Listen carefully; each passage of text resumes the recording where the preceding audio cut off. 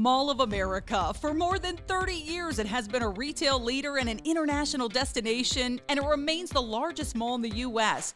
Not to mention, it welcomes millions of guests from around the world. It's huge, but it's also so much more.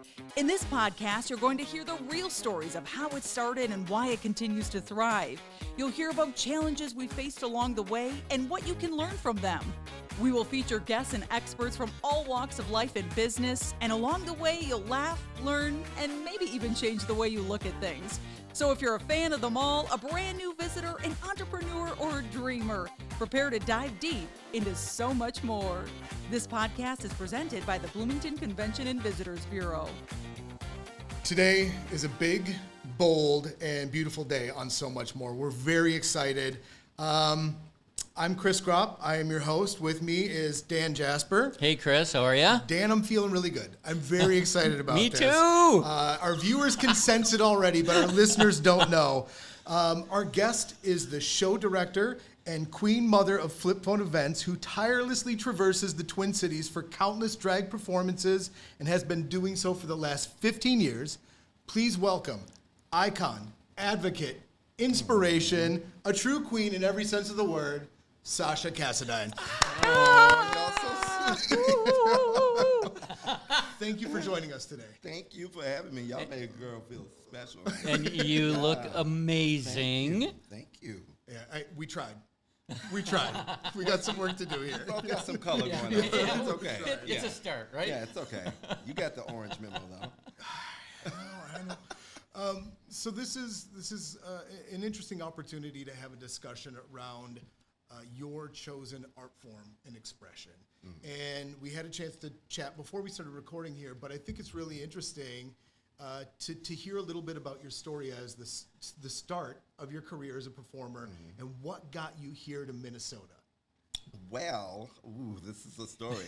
Well, the bar that I was working for back in Memphis, Tennessee, unfortunately, it got raided. So let me tell you what was going on at the time. We were on stage doing, I don't know if you've ever seen The Best Little in Texas. Sure have. It was fun. So we were all dressed up the way they were dressed up in that TV show. I love it. And then you see all of this SWAT teams come in, and you're like on stage, and they thought we were strippers. But that was like one of the funniest moments that I've ever been in. But it's also depressing because after those events, I ended up not having any shows to work for. Went on I think it was like a year of nothing. I was just depressed. One of my friends had moved up here from Mississippi at the time, and them and their boyfriend invited me to come up after Thanksgiving. And I thought to myself, I'm like, why would I want to move to Minnesota? I thought it was like cold, and I don't know about that. It is cold. Yeah, it is very cold. It's a fair question. But as you can see, I stayed. But I ended up, they told me to bring like 2 drag outfits with me. I brought my best 2. I ended up doing a show at the Townhouse at the time. It's the Black Hearts now. I got a standing ovation for doing I Need a Hero by Bonnie Tyler. And I'm serious, y'all. I never went back. I literally called my mom. I was like, I think this is what I want to do. I want to stay here. And she's like, you just want to up and leave? I'm like, yeah, why not? And that's literally how I ended up here. And that's it. And that's it. Yeah, that's literally it. So when you moved here, what was your awareness, if any, of Mall of America? I knew from looking at Discovery Travel that it was the biggest mall in America. And I like to shop, so of course, Sounds like a match made in heaven. Yeah, I wanted to get me a good job. I'm also a cook too, by the way. So I ended up working at a few places in the mall. Really? Rainbow Cafe, Tucci Banush, I love Nordstrom. Tucci. Yeah. Oh yes, honey, I was there cooking, and I like the mall. I love the Mall of America. It's like my favorite home away from home. So then what did it mean to you to be able to come here as a performer? Last year we did our first drag show with Flip Phone, with Alyssa Edwards. What did it mean then to be able to come here as a performer? I think the first time I was here as a performer, they had a show upstairs at the Cantina. I did not know that. Yeah. They wouldn't, it was a different world back then. I'm telling you, coming to the mall now and performing where we're performing in the atrium with such a huge crowd is mind-blowing. Not only do I get to shop here, I get to perform here. So I feel like a real queen. You are a real queen. Yes, honey, I love it. Yeah, and we're happy to be able to do that. I mean, Flip Phone is the best at what they do. Mm-hmm. Very, very happy to have that relationship. But also, you know, you've been so out there as an advocate and so well spoken about the art form. And you're so much fun too, like leading up to the show, doing the giveaway and the shopping spree and coming out with people. Like to be able to show who you are in that form with Mall of America as a backdrop. When you came here in 2011, did you think that was an opportunity? No. I thought I would be cooking here for quite some time, not performing here yet. No. Right. And as fans of Tucci, we appreciate your service at as a chef at Tucci too. But yeah, it's been amazing to see, and having been to some of the drag brunches before, and I've only ever observed it as a guest until we started working with Flip Phone. But the amount of work and coordination that goes into it, and the thought that everybody puts into the pageantry and the costume, what's not to love? I know, right? What's not to love? It's all about love and fun, and I'm glad that we get to do it in the mall, because I think, especially with everything that's going on with the times, I like to lead with love. Yes. And I feel like when you see me all bright, colorful, and glittery, how could you not smile at me? Like, literally, like, I could turn lots of faces. I think I've done a great job of doing that, baby. Turn So, those frowns into can I ask you a smiles. question quick? Is that all right? Because I love your outfit. I think you look spectacular. Just absolutely stunning. Do you create them? Do you design them? And what is your favorite costume? I don't create everything. This I did design. This was designed by Diagnosis. Thank you, Diagnosis. Yeah, I mean, What are your favorite colors? my favorite costume, favorite color is pink. Okay. I love to wear pink. Favorite costumes, anything bright. I'm like Dolly Parton of drag, honey. Anything bright, a little gaudy, a little. And we all Within love a Dolly. Yeah, We all love Dolly, right? Thank you, Dolly. Yes, yeah. No, it's speak a little bit about the controversy that seems to, and maybe it was always there. You would know better than I would as a performer what you've had to deal with, but it feels like in recent years, it's come out of nowhere for no reason other than a distraction from real issues we should be talking about. Absolutely. How has that changed for you? For me, it's made me more driven in a positive way. You know, this, again, the reason why I put all of this on is to prove all of what they put out there in the media and all the different rhetoric, that it's all love. And the only thing only thing a queen is interested in grooming, by the way, is our wigs, our makeup, and our costumes. I'm telling you, that's a lot of work. That's all you have time for. That's right. That's right. I mean, if you come to a drag show, you might get some glitter on you, but that's it, and some fun. It's just all love. Yeah, and having been to several shows, I can say the first year we did it, the very first people in line was a father and his daughter. It was families. Yeah. It was families that And were continues just, to be. Yes.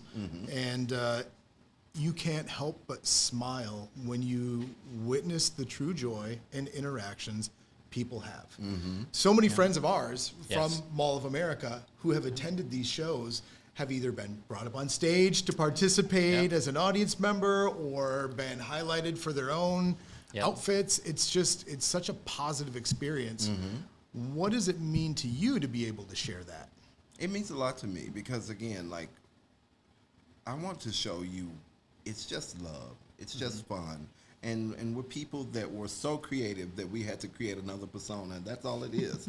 I had all that fabulousness in me, and I just had to get it out somewhere. That's literally all it is. It's nothing to, like, go crazy about. And I realize that the media, you know, they're doing a great job of highlighting it in a negative way. But sometimes we have to turn the TVs off and just go see for yourself. Sure. Yeah. Sure. Go check it out yourself. Sure.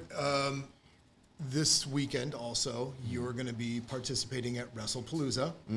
Eric Cannon is a friend of ours as well. He's been on the show before, and I just think it's amazing. First Wrestling, we talked about this with Eric, I think has done a great job of building a community that's just inclusive and accepting, and WrestlePalooza is a great celebration of that too. So it's no surprise to me to see that you're going to be back there as well. I mean, yeah, drag has already been in wrestling. I used to Drag is love wrestling without the wrestling. Exactly. It's all entrances. Hello, Gold Dust. Oh, yes. Yeah, absolutely. I loved wrestling as a kid, so there you go. Yeah. But, you know, all the different places you've been able to perform, too. Mall of America is iconic. First Avenue is iconic. Yeah. Was that a thought as you started this, to the rapturous applause back in 2011 when you were finding your footing? Never. Like, literally, when I put on drag, it was a hobby. Again, because I said I had all that fabulousness stored in me. I needed to get it out. I never knew that it would turn into what it turned into, and I'm so grateful for it. I really am very grateful. How did you feel before your first performance? What was the feeling before you actually went on stage, and then the minute the lights hit you? Please walk me through that, because that's... A ball of nerves. Every single time I do anything performative as a queen, I'm nervous. Still. Yeah. And still to this day, and I feel like once you lose that excitement, Yeah. it's time to step down. It's time to change and do something different. So, like, I'm always so nervous. And then the spotlight hits, and it's like, Here we go. look at me. I mean, to a degree, we talk about that here. You know, we try and put our best foot forward every time we go out and do something, because it's somebody's first visit here. And for you as a performer, chances are it's somebody's first time seeing drag every time you step onto that stage. So maintaining that perspective and that excitement, that's got to feel good. Oh, yeah, definitely. Yeah. It's definitely something I will never get tired of. Like, yeah. What is your... I'm sorry, I'm just asking random questions here. Is that all right? Go. What is your favorite memory, one-time memory from drag? Is there an instance where you Encanto. just We really did- sticks? We did the Encanto drag brunch. Oh. And at the end of the drag, and it was so many kids. It was, I think, the most kids I think we've seen at a drag brunch. And when we were done, the kids were literally crying because they thought we were the characters. I'm like, oh. It love made me it. fall in love with it all over again, because once upon a time, kids were not allowed to come to any of these shows. And it's just magical. And for the entertainers that are involved, we all feel the same way. It's so magical to put our art out there and it to be received like that. If that's beautiful. I'm getting mushy. I love it. Makes me mushy. No, but that's the beauty of being able to do what you love and share it. And Dan and I have several stories about our time here being able to see the reaction that a guest has with something. We're a little bit more anonymous than you are. People don't see us coming and know what we do. But when you know that impact that you've made, that's a heart payment. It is. That feels good, and that's why you do what you do. It is. And I love when you speak about the Encanto, because that entire storyline is about people with different gifts, and that beauty comes from the inside, and that we need to accept each other, right? I mean, just the lessons, and I'm tearing up because I love the fact that there were so many kids there. That's Beautiful. awesome. Yeah, it was nice. And that's kind of a nice segue into your work as an advocate for different charities in the Yes. community that help kids who are in different situations that maybe they're in an environment where they can express themselves. How important is that to you, and what does it mean to you to have that kind of effect? It's definitely very important to me. A good example, Queer Space Collective. You know, I'm on their board. I like that they are starting out when they're young, because I didn't know my queerness as a kid. I didn't, but I knew something was different about me.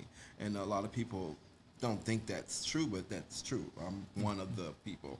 And them reaching out and giving the children mentors and other people that they can talk to and open up and be themselves, it helps out a lot. It really, really does. And I'm really grateful to work alongside them. Yeah. That's an amazing way to give back too. Because again, like a lot of these opportunities and resources weren't available even just a few years ago. Yeah. That's amazing. Especially like places like down south. I'm from Tennessee. Sure. And I'm also an 80s baby. Growing up queer in those times, hard. Yeah, it was Some tough. challenges along the way. Oh my goodness, yeah. As we're having this conversation, it is Pride Month, and there's a lot of fun and a lot of celebrations that surround that. And different brands also get involved, and there's been some controversy, more this year than in past years. There's always been some controversy around this. But It's been fairly polarizing. Can you talk to some instances where a way that a brand can do this authentically, can support the community and support pride and Just stand true to what you believe in. Don't be performative about it. I was in, and I love Target, but I was in Target the other day, and I was in, I think it was in California, and I literally, like, my boyfriend was like, "Oh, Target's taking down all of the Pride stuff out of the stores," and I'm like, "Oh, there's no way. I used to work for Target. They're a very open-minded company." But when I walked in, I saw them doing it and saying they were taking it to the back and then it would be heavily discounted. Well, then you're really not being an ally when you do stuff like that. Stand true to what you believe in. And I think Target is a great company, but there needs to be some conversations in some of these places about what they truly feel on the inside about people just being themselves. Because that's all it is. It's just being yourself. Yep. And if you're going to capitalize and make money off of it, stand true and be supportive genuinely. Yeah. There are a lot of brands that do feel performative, and I think it's also important to create the space for conversations, because people might believe they are leading with the best foot and doing their best for a community, but there needs to be openness for that type of dialogue too, and understanding, so brands as well as individuals can learn along the way. I am proud of the steps we've made in recent years, and we have a ways to go still. We have a ways to go, but I think that's a big part of the sustainability of any brand or even a performer. I agree. Adapting and changing to the times. It's okay if what you knew years ago that was seemingly acceptable, if you grow from that and learn that it isn't. Yep. That's the beautiful thing of evolution, honey. Yeah, it's beautiful, like, if you allow it to be. Yes. And I think, if science and nature has taught us anything, you have to evolve. Or you're in trouble. The alternative isn't great. Good point. I'm a science kid. I love that. So I loved when you talked earlier, and I talked about what's one of your favorite performances, and you talked about Encanto. But what about what is your favorite song to perform in general? What just gets you so excited? Honestly, I know a lot of people probably gag at this. I absolutely love Shania Twain. And I love "Honey, I'm Home." I don't know what it is. It's awesome. About that. I like a lot of people get shocked though, but like, I'm a Tennessee gal. I love my country music. Shania Twain, magical. Absolutely love her. Every single time I perform anything of hers, I'm like all over it. Yeah. And of all your audiences, what do you think they perceive as your very best song? Where do they go craziest? They probably would like to see me do Missy Elliott. I think I get a huge response from me doing Missy Elliott. Okay. Yeah. Awesome. I love it. I love it. That's good. Do you have advice for somebody who's young who wants to get into performance, whether that's drag or some other performance? Because you say you still have the fireflies, the butterflies and stuff, but what advice would you give for someone who's young that wants to try to become a performer? Well, if I go back in time to my young self, I would just stay firm and like, Mom, I want to perform. Yeah. Like, I want to do this. I used to want to do ballroom. My mom did not think so when I was a kid. Being down south, they didn't think that was very masculine, so I could not be a ballroom dancer. But just keep bugging your parents and let them know, like, bug them. Can we cut that? Keep bugging your parents? No. Because I have a really good mom, and I feel like if I would have pressed the issue more, she would have gave in. Because she absolutely loves Sasha. Yeah. And like right now, her seeing me actually make a living from doing something I love, I've changed her perspective on like how she should have moved forward in her life. So like, just keep talking about it with your parents. Don't give up. Find a way to show them if you can. Go get that makeup and put it on your face. It's okay. It's just makeup. Yep. Just have a good time with your life, and don't give up. Bug your parents. I love it. And have fun with it. You're just a kid. Like, don't worry about being serious about it right away. Yeah. It's true, but that observation is true. I feel like as a parent, my son has been my teacher probably more than I have to him. And it comes from, again, that generation has some access to information and opportunities that we didn't, but man. Yeah, I know they can, like, I could not imagine, like, typing in. Like, I love looking on, like, Google and TikTok. Do you go down a TikTok hole? Oh, Are you my lost? goodness, yeah. This guy too. You too, yeah. I am losing sleep every night. See, like, I'm in my 40s, so I'm like in the bed. I'm like trying to go to bed at 9. It's like 11 o'clock. I'm still on TikTok. I'm in my 40s too. This is awesome. Ant size. So kind of going back a little bit, were you always a performer, and then Sasha is what pulled it all together? No, I kind of, well, I guess if you could say, like, me and my brother and my cousins, we used to, like, play, like, beauty pageants, and I used to wrap up in, like, sheets and make outfits and everything out of, I guess so. I've always, like, tried to act out scenes at home. I used to want to be a voice actress as a kid, a voice actor as a kid. Like, I guess so. I guess just growing up, again, in the South, where it's not like where my mom's like, you need to go to school, you need to get a job, you know, parenting the best way she knew how. Yeah. It didn't bring out that side of me, so I kind of just suppressed it and put it away. Do you remember your first exposure to drag as an art form? Yes, I was terrified. Talk about it. I ended up going into a bar, my first time ever going into a bar, and I met my drag mother. She's no longer with us now. And I remember how tall she was and how big her hands were, and she had like nails and all of this makeup. I was terrified of drag queens. And it's ironic, I was terrified. But then I watched her perform and how captured the audience was with each entertainer that came out. Even some, like, queens were good at making them cry. Yeah. And I was hooked. Like, I was hooked from that point on. I didn't know I was going to be a queen then, but I loved drag then. Yep. You know, one thing we've prided ourselves on over 30 years is trying things. And oftentimes they're wonderful and they work out well, and sometimes not so much, right? But you've got to try. And there was, and Chris was talking about this a little bit earlier, you know, when we first discussed having a drag show at Mall of America, there was some fear and trepidation and caution. It turned out really well. But can you talk to whether it's companies or individuals about taking risks and chances? Yeah, take a chance, because you never know what'll turn out. I mean, like the Mall of America, my goodness, I never thought, like, seriously, we would be doing shows here, anything here like that. And I think it's important to try things because, again, as a company, it could help you to be open-minded. Look at Disney, you know, and what they're doing, being open-minded and making movies. I would have never thought in a million years we would see, like, queer Disney movies that do, like, extremely well.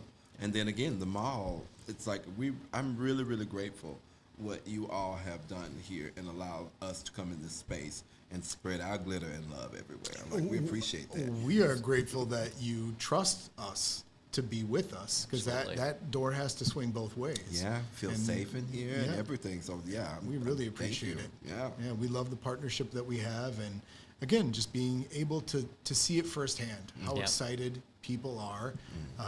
That enthusiasm is unmatched, and so we really appreciate it. Yeah. Although in a meeting this morning, housekeeping worried about too much glitter because it gets in the escalators. That's all I'm saying. That really did come up. That really did come up. Not in context of the drag show, but but it made it look a little pretty, right? Absolutely. It's gorgeous, right? The escalator was beautiful while it wasn't working. Look at all that shine. And now it's just stairs. I know. Have fun. Yeah. They're very pretty stairs. Sparkle, honey. There's nothing wrong with that. No. Any other thoughts before we conclude our conversation? May I ask really quickly, is that all right? Yes. Favorite Mall of America store? Oh boy. I absolutely love Zara and Crocs. Awesome. Zara and Crocs. Favorite Mall of America restaurant? I like Grill, River City, Twin City Grill. Yep. Absolutely love them. And then your favorite Nickelodeon Universe ride in our theme park, which is amazing. Yeah. Baby, I don't do roller coasters, honey. That's fine. That's fine. Do you have an extra 20 minutes right now? We're going down. We'll go. It would be the best ride photo ever. I don't think my hair would make it. I'm so sorry. Again, I can relate. Right. She's afraid already. No.